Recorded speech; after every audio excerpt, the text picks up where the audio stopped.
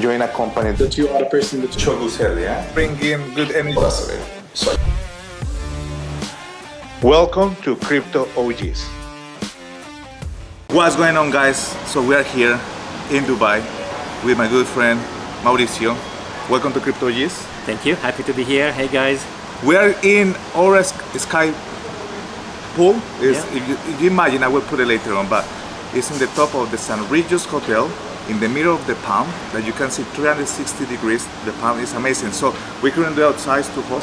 Yeah, it's too hot. So we are here. But okay, who is Maurizio? For everybody that's listening or watching this video. Nice. Well, thank you. Thank you so much, Andres. Always a pleasure. Always, being around. So yeah, okay. Let me try to condense a long story short. So I was born in the 70s, late 70s in Italy, north side near Lake Como.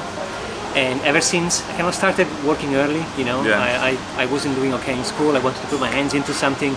So I kind of became a chef, which was the easiest path in Italy to kind of start cooking your way. Yeah. And then one day my brother bought a computer. Okay. And then I was like, oh wow, because my mother, she's a painter, my grandfather was a painter, so I have art in my family, my blood. So I started to use my computer and my creativity, combine them together to become a digital creative person, artist, whatever. So then, of course, by putting my hands into computing, the internet started to pick up. This was like a long time ago, it was like mid-80s. So we didn't have Google, we didn't have anything. And then Alta Vista started up. Alta Vista. Alta Vista with Netscape. Oh my gosh. All days. This is like, for young generation, they will never understand it. That was before social media, before internet as we know it. Yeah, before everything. Like we didn't have Google, we had Alta Vista, we had, I mean, Yahoo was kind of becoming something. We didn't have Facebook, we had MySpaces back in the days.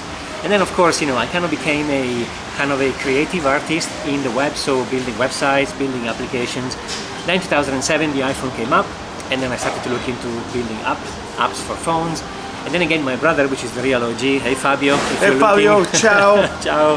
He said, hey dude, we need to buy Bitcoin. Bitcoin. So your brother told you to buy Bitcoin 2013. How much it was?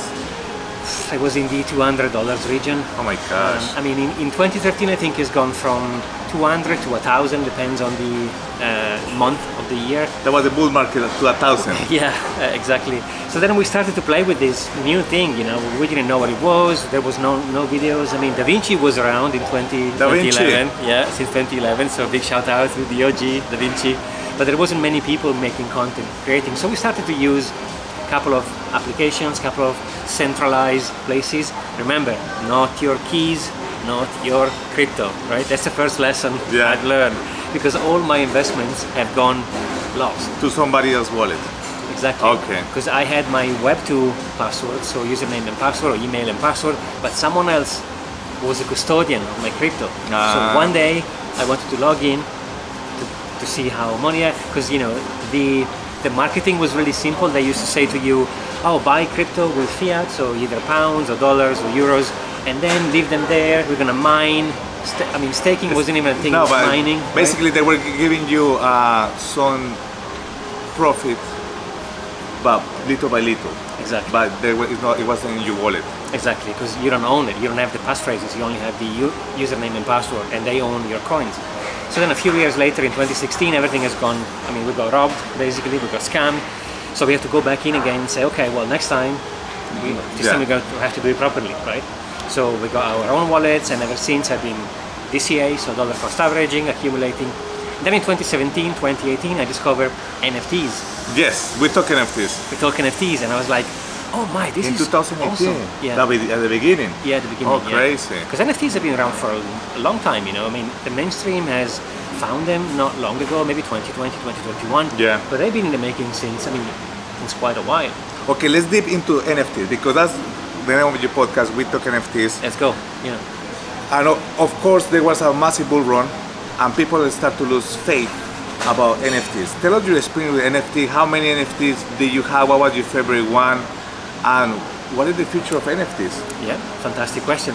So I don't trade NFTs, which means I don't buy to resell them. I only buy the one I want to keep for the long term.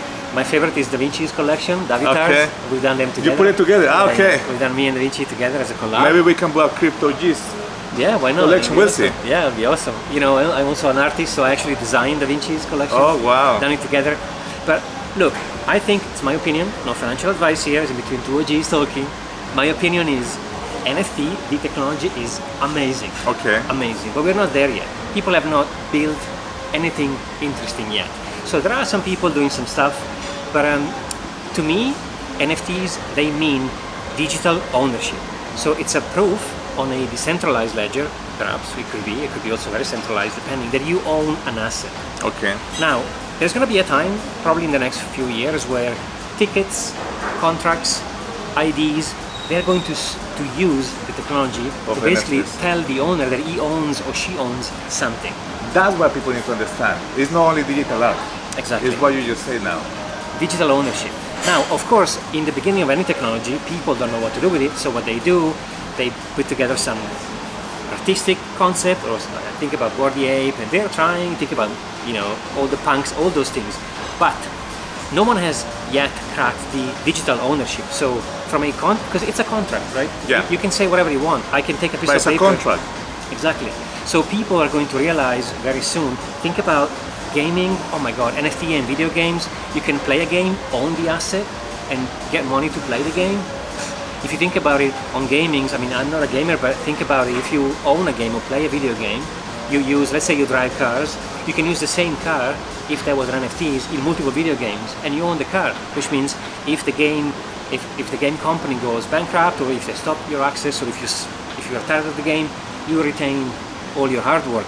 I mean, think about how many people play games every day and they have nothing because the manufacturer, the person who creates the game, owns it. Okay. So think about concerts, think about tickets. Okay, just give you a quick example of ticketing, which is one of my favorite way to explain NFTs. Imagine you are in Dubai, Coca-Cola Arena has 20,000 people. Yeah.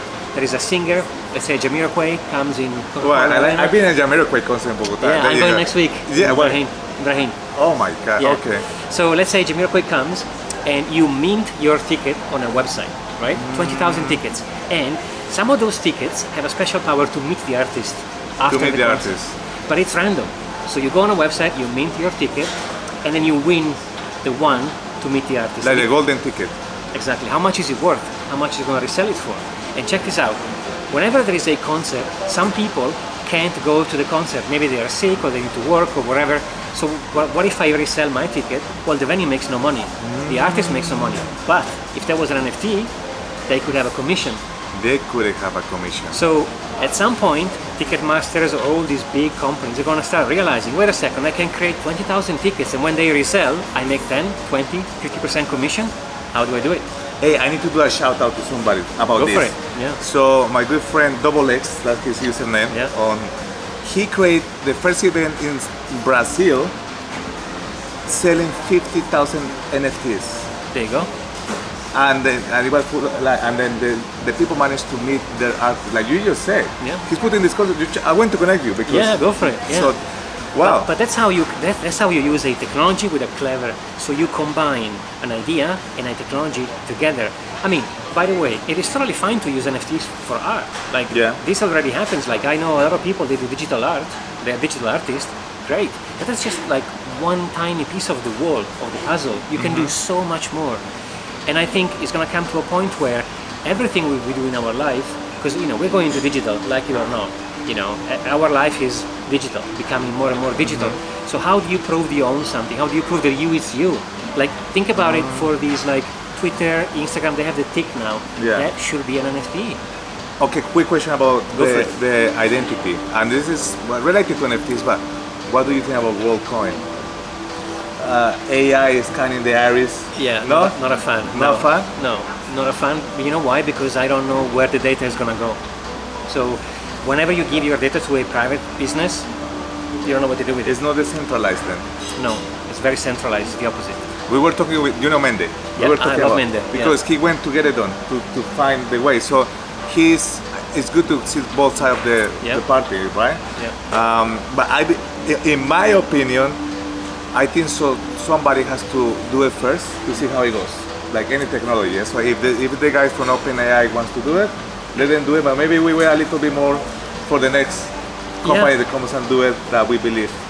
is more decentralized, Yeah, in my opinion. Yeah, no, I agree. And by the way, I don't have anything against anyone. I'm open to Against people open should air. do, yeah, no, people should do whatever they want. I love ChatGPT, by the way. Same, yeah, I use it a lot in my life. So he's the same guy. The same guy. ChatGPT. So I'm a big fan of free choices.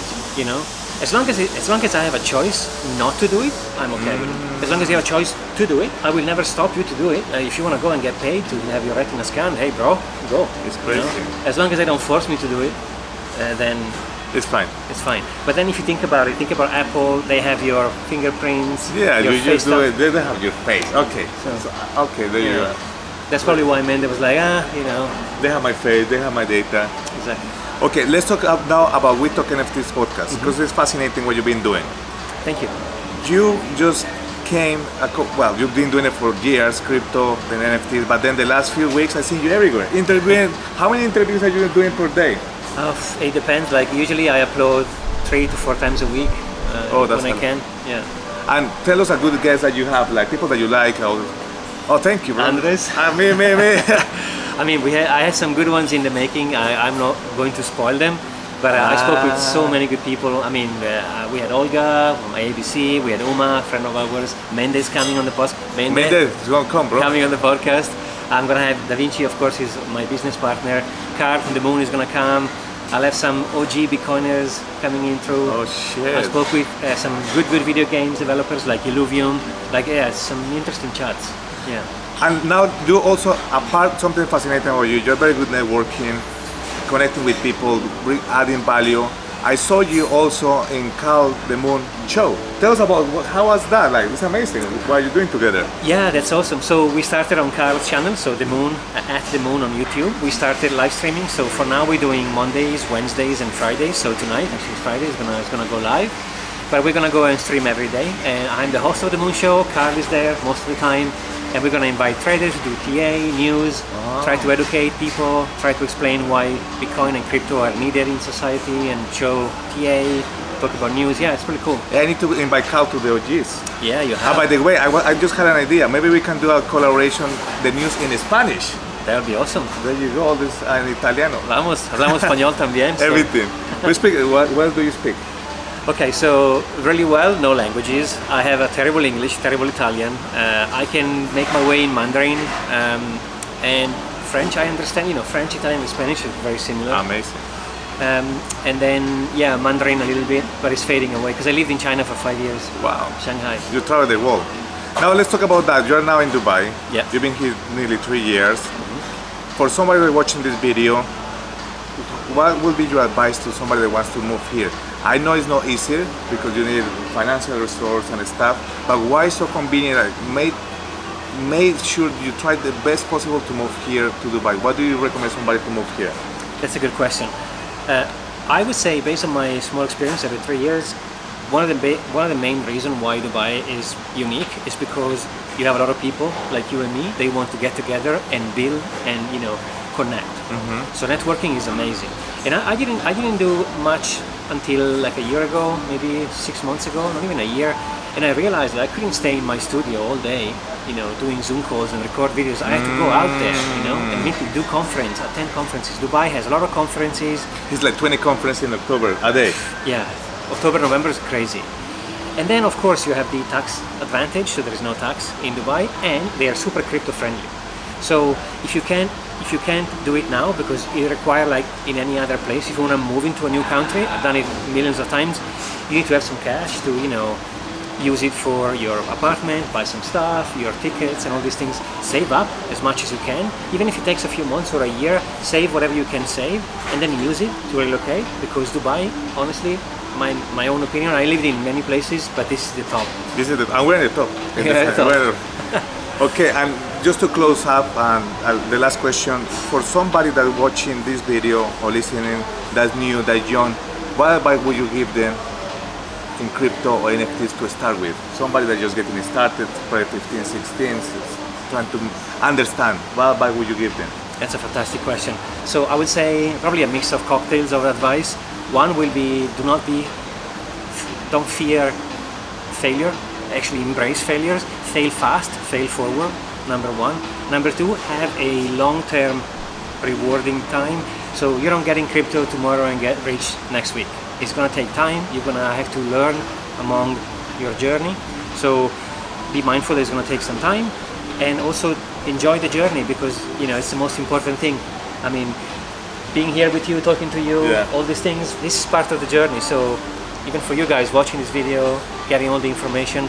So yeah, don't be afraid in embracing every day. Embrace the failure. Embrace the failure. Hey, I have a present for you. I'm trying to find it. 1 second. Nice. Where is it? Yeah, failing forward is really Look, important. I'm failing already. Trying to give you the present. Official Crypto G. What? For you. What? So thank you so Gracias. much, my friend. I'll see you very soon. Ciao, Gracias. ragazos, Ciao. ragazzas. Thank Ciao, you for ciao.